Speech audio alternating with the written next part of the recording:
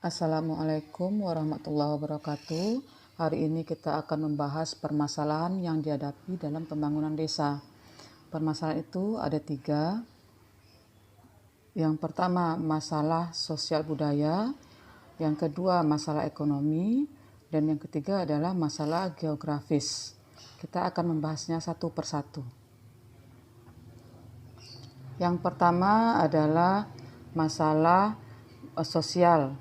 Yang pertama, rendahnya pendidikan. Ini bisa saja disebabkan karena masyarakat belum mengetahui seberapa besar pentingnya pendidikan untuk dirinya.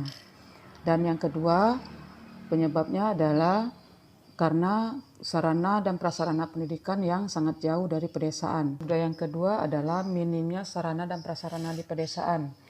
Ini berkontribusi terhadap keterbelakangan ekonomi daerah pedesaan. Masalah sosial budaya yang ketiga adalah terbatasnya lapangan pekerjaan di pedesaan. Nah, di pedesaan masih didominasi oleh sektor usaha bidang pertanian. Kita masuk ke masalah ekonomi. Masalahnya adalah perekonomian berjalan lamban. Ini disebabkan karena tidak bervariasinya mata pencaharian di pedesaan. Masalah ekonomi kedua adalah aktivitas perekonomian yang rentan terhadap terjadinya instabilitas harga. Artinya harga-harga hasil pertanian naik dan turun. Masalah pembangunan yang ketiga adalah masalah geografis, di mana masalah geografis ini berkaitan dengan tingkat kesuburan tanah. Artinya, desa yang mempunyai keadaan tanah yang subur cenderung akan mempengaruhi hasil pertanian yang dihasilkan. Nah, ini sangat berkaitan dengan pertumbuhan ekonomi di desa tersebut. Semakin baik pertumbuhan ekonomi, maka semakin baik pula pembangunan di desa itu.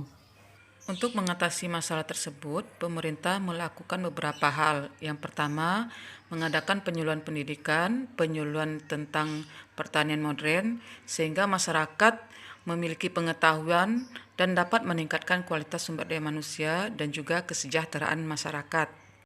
Upaya yang kedua adalah pemerintah pusat dan daerah memberikan stimulus atau rangsangan atau motivasi atau memfasilitasi segala kegiatan penduduk desa, kemudian membina, mengawasi, dan memberikan bantuan-bantuan terhadap pembangunan desa dalam aspek fisik. Dapat berupa penyaluran dana desa. Upaya ketiga itu pemerintah meningkatkan sarana prasarana transportasi yang memadai. Apakah nanti berupa jalan raya, jembatan, transportasi laut, danau, sungai, dan udara. Dan juga sarana transportasi lainnya seperti mobil, motor, kapal laut, perahu mesin, dan sebagainya. Upaya yang terakhir dan yang terpenting adalah pemerintah melibatkan masyarakat desa dalam pembangunan desa, karena mereka yang paling tahu keadaan desa mereka.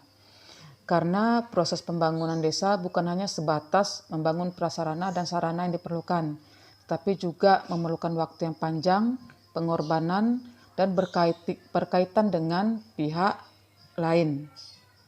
Itulah materi kita hari ini. Semoga dapat dipahami. Assalamualaikum warahmatullahi wabarakatuh.